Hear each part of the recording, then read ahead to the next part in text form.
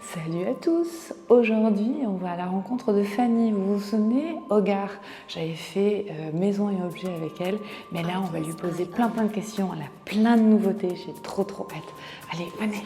Salut! Elle est Walou! Ah, bah oui! Fanny, merci de nous accueillir ici, dans ce magnifique lieu, chez toi. Avec plaisir. On s'est rencontrés il y a quelques mois de ça. On a fait quand même maison et objets ensemble pour TV Monaco. Et j'ai voulu faire un petit peu plus en profondeur et discuter avec toi de tous tes projets, de Hogar. C'est là, on est là pour ça. Le principal projet. Voilà. Et juste, m'asseoir avec toi et parler de la déco, de la rénovation, de tout ce qui est maison. Ma première question, et j'ai envie qu'on en discute, d'où est sortie en fait l'idée de Hogar? D'où ça vient? Je veux que tu me racontes vraiment tout. Ça marche. Du début. Alors, le tout début, c'était il y a 6 ans. Avec mon mari, on a eu un coup de cœur vraiment mutuel. C'était pour notre voyage de noces. On est parti en Équateur. Et là, c'était la première fois qu'on allait en Amérique latine. Et là-bas, vraiment un coup de foudre sur l'atmosphère, le continent, le pays, les locaux. Vous avez commencé par où? On a fait Quito, la capitale, et puis après, on a été un petit peu en Amazonie, on a fait la Cordillère, on a fait les Galapagos. Tout le voyage était autour des Galapagos, en fait. Et on est revenu côté capitale. Et donc, pendant ce voyage-là, vous avez rencontré des artisans. Alors, mais vous êtes partis en fait avec l'idée de trouver quelque chose ou vraiment c'était les amoureux, ça y est, on est mariés C'est ça, c'était vraiment le voyage de noces construit autour des Galapagos animaux. Et une fois sur place, on a fait des marchés artisanaux. Ouais. Il y a Otavalo, c'est un énorme marché artisanal magnifique où on a explosé notre quota, genre notre guide a nous pressé et tout pour qu'on s'en aille. Et finalement, on y est passé l'après-midi. Mais non, en fait, on n'avait pas du tout de projet. C'est juste que là-bas, on s'est dit, ah là là, qu'est-ce que ça serait génial de passer plus de temps en Amérique latine et surtout de pouvoir lui apporter quelque chose. De pas faire simplement les touristes et d'avoir un vrai impact positif. Et quand on est rentré en France, donc à Paris, parce qu'à l'époque, on habitait Paris et on travaillait à Paris, cette envie d'Amérique latine nous a pas vraiment quitté, mais c'était plus une petite graine qu'on avait semée. Et puis alors là, à notre appartement à Paris, il y avait beaucoup d'amis, notre entourage, qui à chaque fois venaient et nous disaient « Ah là là, c'est vraiment bien décoré, ça vous ressemble, c'est chaleureux, en même temps on voit pas ça ailleurs ». Et donc nous, ça nous faisait trop plaisir, mais on n'était pas du tout du monde de la déco. Mais alors, comment ça décorer? C'est-à-dire que vous avez ramené plein de choses en fait, et ça vous a inspiré pour décorer votre appartement à Paris. C'est que... Et donc ça a vraiment fait un shift dans votre vie en fait, que ce soit couple ou même environnemental. Ouais, complètement. En fait, nous, on a eu la chance de faire quelques voyages avec mon mari.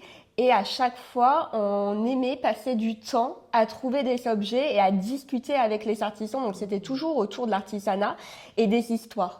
Donc, vraiment, on n'a jamais été très friand de rapporter les objets qu'on trouve, les souvenirs sur tous les stands où ça se duplique et t'as 10 fois le même.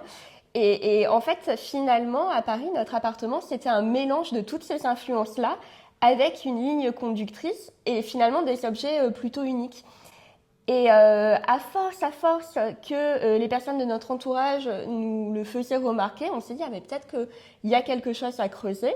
Et c'est ça le problème. C'est-à-dire qu'on trouve plein de choses très jolies dans les grandes enseignes. On ne va pas en citer. C'est super joli. On peut faire des décorations qui sont bien, qui rentrent dans le budget, mais au final... l'âme n'y est pas. Et d'avoir certaines pièces phares qui créent une connexion en fait émotionnelle et sur laquelle tu peux parler pour transmettre. Et en fait, ça le fait vivre cet objet et ça devient un objet chaud avec une âme.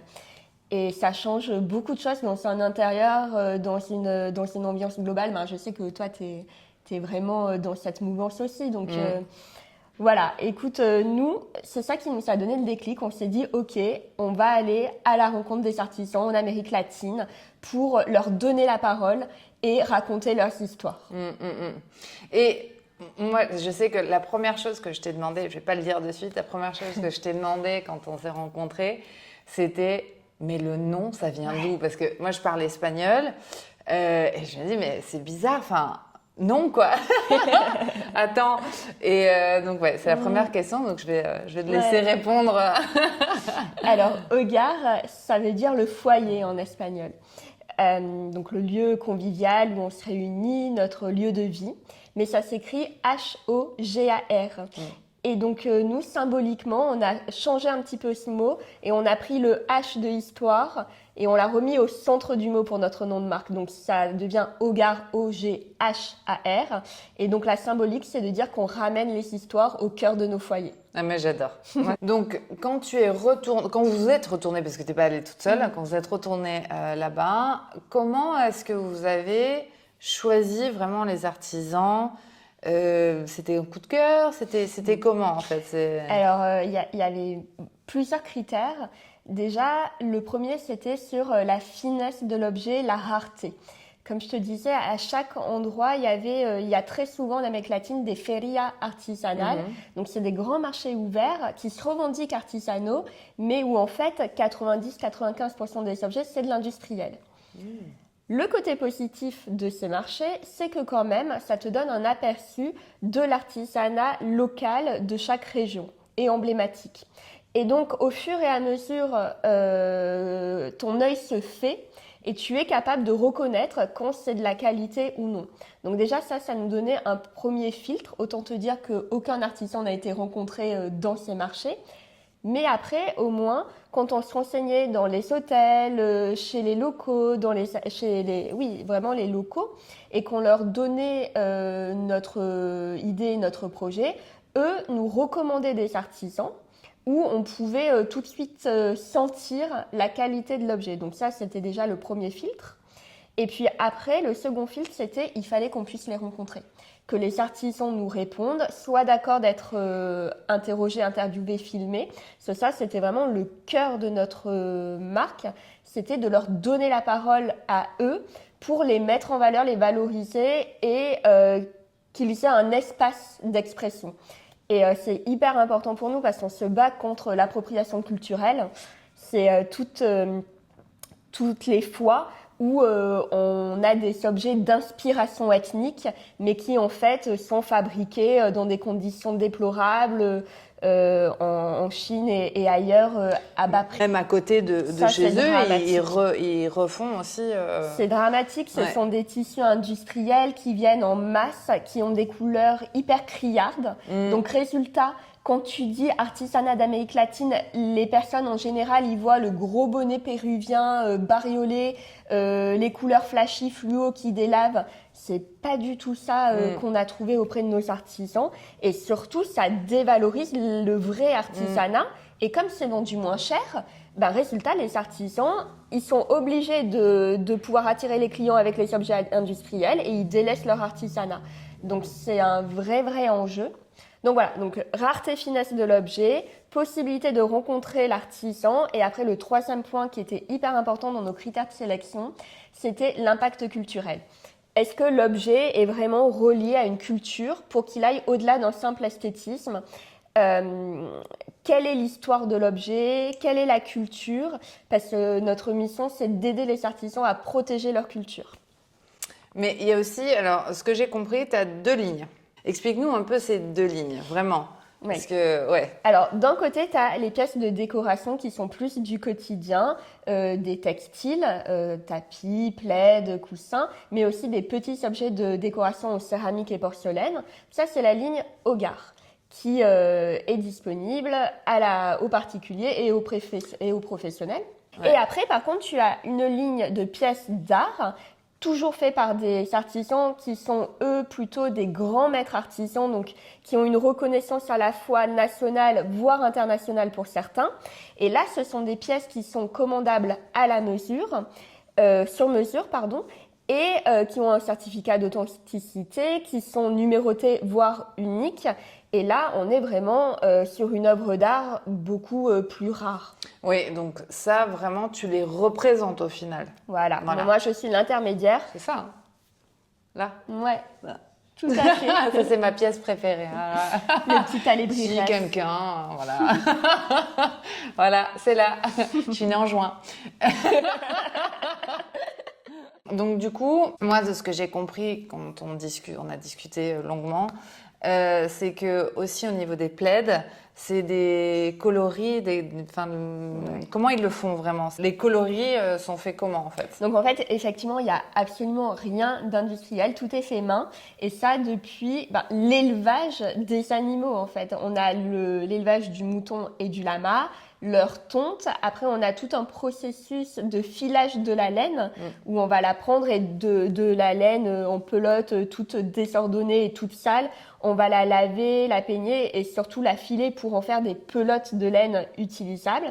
Et après, le tissage en lui-même se fait sur des métiers en tissé traditionnels en bois, soit au sol, soit on se met debout et il y a des pédales. Ça dépend de la taille de l'objet en fait. Et tout est fait à la main. Les outils, ce sont soit des os de lama, soit des grands morceaux de... Les os de lama? Ouais, pour démêler les fils. Ouais. Ou soit des grandes palettes de bois, tu sais, qui aplatissent, qui sont très longues et assez plates. Donc ça, c'est la laine, le tissage. Et puis après, il y a les teintes, effectivement. Donc là, toutes les teintes sont végétales. Donc ça veut dire que concrètement, ils prennent la pelote de laine qui est blanche ou de la couleur de l'animal. Donc ça va dans les marrons, les gris, les noirs.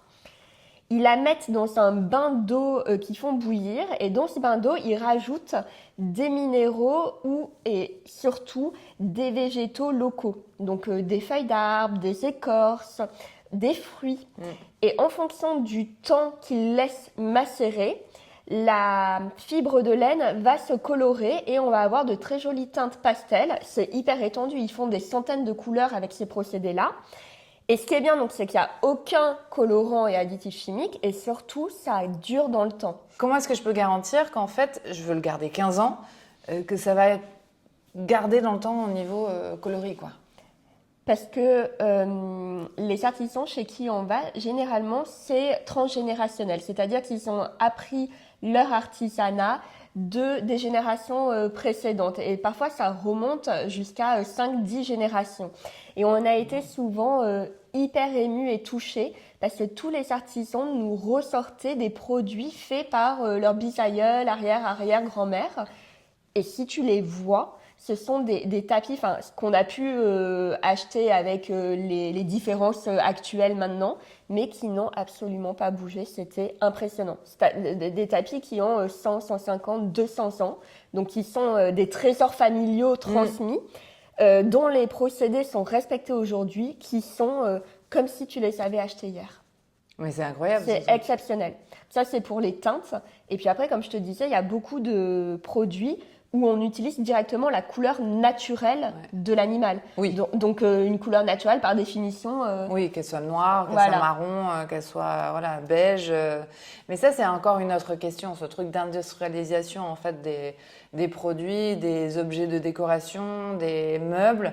On dit, oui, on est obligé de faire une couleur chimique, etc. Mais en fait, pas du tout. C'est juste qu'il n'y a pas le temps parce que tout le monde veut les choses, mais de suite. C'est ça. Et en fait, on peut pas, quoi. Quand on veut de la qualité, au final, il faut prendre son temps, il faut attendre. Et il y a aussi une éducation à faire sur 2 autres points. Tu as raison, je te rejoins. Le premier, c'est le temps. Parce que, par exemple, quand on fait une teinture végétale, il faut un temps de séchage une fois qu'on sort la fibre de ce bain qui macère. Et là, c'est très dépendant des aléas météo. C'est-à-dire que moi, pour mes prototypes, les artisans, ils ont pris 1 mois de retard parce qu'ils m'ont dit, là, Fanny, en Bolivie, ça fait 3 semaines qu'il pleut, on est incapable de faire sécher les teintes. Donc, ce que je veux dire, c'est que quand on parle de produits qui vivent et qui sont faits artisanalement, il y a tout ça qui rentre en compte aussi. Et le deuxième point sur lequel il faut de l'éducation, c'est l'acceptation de la variabilité. Comme tout est végétal, on ne peut pas vraiment contrôler et un coussin va sortir de telle couleur. On aura la même nuance sur un 2e, un 3e, 4e coussin, mais il y aura de la variabilité. C'est pas normé, standardisé, ça va un petit peu bouger en fonction du végétal qu'on aura mis, en fonction des saisons. On n'a pas les mêmes végétaux pour faire les couleurs. Donc voilà, tout ça, ça ajoute à la rareté de l'objet et à son unicité. Ah mais moi j'adore, hein. C'est quelque chose, ça me passionne et j'adore le fait que justement, en attendant, quand on attend les choses, je pense que quand on est un peu plus patient, on apprécie beaucoup plus le produit au final. Mais toi, par rapport à tes artisans, donc si par exemple je commande quelque chose, ça prend à peu près combien de temps je vais devoir patienter pour mon beau coussin, par exemple? Écoute, aujourd'hui, je préfère annoncer un délai plus long pour faire des bonnes surprises. Mais en fait, j'ai un fonctionnement à la précommande. C'est-à-dire que pour les particuliers, j'ouvre des cycles de précommande qui vont durer 1 mois. Et au bout du mois, en fonction des quantités sur chacun de mes articles, je vais envoyer la commande aux artisans.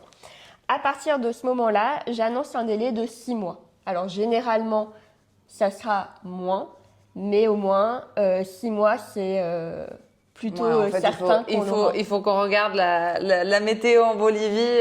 On se dit, si tous seulement, les jours, alors il fait beau en Bolivie, qu'est-ce qui se passe? si seulement c'était que de la météo, mais là-bas, ça dépend aussi du contexte géopolitique. Ça dépend de l'accès aux communautés parce que je travaille, en Bolivie justement, j'ai une coordinatrice qui fait un travail exceptionnel et qui va aider des communautés tisserandes de femmes et dans des populations de femmes de minières aussi. Il y a beaucoup de soucis autour des mines à Potosí et ailleurs en Bolivie. Et du coup, ce sont des communautés qui sont pas forcément reliées à Internet, qui n'ont pas vraiment de réseau, qui sont assez éloignées. Donc, il y a tout un travail de capacitation et d'accompagnement de ces populations vulnérables. Et donc ça prend du temps. Et donc voilà, c'est un temps qu'il faut respecter, qui donne de la valeur aux objets. Bah ouais, complètement. Puis il y a une histoire derrière. On peut dire, quelqu'un rentre chez toi, tu dis, oh, il est beau ce coussin. Bah alors attendez, on va s'asseoir. Je vais vous amener l'apéro, je vais tout vous expliquer. Et moi, ce qui m'émeut vraiment énormément, c'est de se dire que cette histoire, elle nous a été transmise par les artisans qui les sont de leur culture et de leurs ancêtres, et qu'aujourd'hui on les fait vivre, et c'est un moyen de faire perdurer le patrimoine culturel et l'héritage. En parlant de précommande, comment est-ce que les professionnels ou les particuliers peuvent, je sais que tu as 2 façons de travailler, et donc comment se passent ces commandes? Alors, les particuliers, eux, ils vont avoir accès aux produits par des cycles de précommande pour la ligne Hogar et pour les pièces d'art artisanaux, que ça soit particulier ou professionnel d'ailleurs, comme ce sont des pièces uniques et extrêmement rares, c'est exclusivement à la commande. Donc là, ils regardent sur le site, il y a tout un onglet explicatif des personnalisations possibles, et puis après, ils m'envoient un mail, on se pose sur le projet, et j'envoie la demande de sur-mesure à l'artisan. Le service, en fait, que je propose, c'est vraiment d'accompagner dans la personnalisation. Il y a une vraie écoute, un échange, et moi, j'adore tellement raconter l'histoire des artisans et des cultures que c'est nécessaire, en fait, de pouvoir discuter avec moi avant de se lancer dans une commande. Parce que si je me souviens bien, cela, en fait, vraiment la personnalisation, c'est par rapport au mois de ta naissance, hein, c'est ça, hein? Oui, les Alebrijes, donc les animaux fantastiques, ça dépend, la personnalisation ultime. Après, tu peux me dire, moi j'adore les chats, c'est mon animal préféré, tu auras un chat. Mais je veux dire, le degré ultime de personnalisation, c'est qu'on peut te faire ton duo d'animal protecteur en fonction du mois et de l'année et du jour de ta naissance. Ouais, c'est exceptionnel. Donc ça, c'est pour les professionnels et les particuliers. Et les particuliers en précommande. Les particuliers qui a commencé là, ça y est. Qui a commencé tout à fait, qui est là live et qui va durer jusqu'au 25 mai. Ah oui, bien. Alors, voilà. Bien, donc on a un mois pour commander le textile ou la petite décoration d'intérieur. Ok. Et puis après on a les professionnels. Donc la partie professionnelle, hôtelier, restaurateur, lieu d'exception. Là ils peuvent passer. Architecte, décorateur d'intérieur ou... Architecte et aussi oui, ça tout à fait. Ok. Complètement. eux peuvent passer commande, donc que ça soit sur la ligne Hogar ou Artesano. Et là, c'est pareil, c'est un accompagnement avec moi sur mesure, avec des conseils en personnalisation pour respecter leur univers de lieu, leur histoire, parce que c'est très important d'intégrer et que le tout soit cohérent. Donc déjà à vos ordinateurs, précommande. Et moi je demande à tout le monde que je reçois ou à laquelle je vais à la rencontre, quel serait ton conseil ultime aux gens qui veulent rénover ou redécorer chez eux? Vraiment celui qui est ton ultime que tu ne peux pas vivre sans pour cette moi, étape. Maintenant, depuis que j'ai Hogar, c'est vraiment d'incorporer dans son intérieur des objets à histoire. Et quand je dis à histoire, c'est une histoire qu'on connaît, qui fait du lien avec nous, dans laquelle on est relié émotionnellement. Parce que vous le verrez, ce genre d'objet, ça crée des bonnes ondes, une énergie et une joie qui va rayonner dans tout le foyer. Alors oui, une histoire, mais aussi peut-être artisanale vu que... Complètement, c'est-à-dire que pour moi, maintenant, l'histoire, elle est forcément lisible sur l'objet et c'est le petit accident, c'est le fait d'avoir un objet qui a vécu, où tu vois la trace de la main et où c'est pas tout lisse, tout standardisé, il faut des aspérités. Donc merci beaucoup. Merci Louise. Vous là-bas, allez à vos ordinateurs, on précommande tout. Hogar.com. Hogar.com. Bon, à plus. Bisous.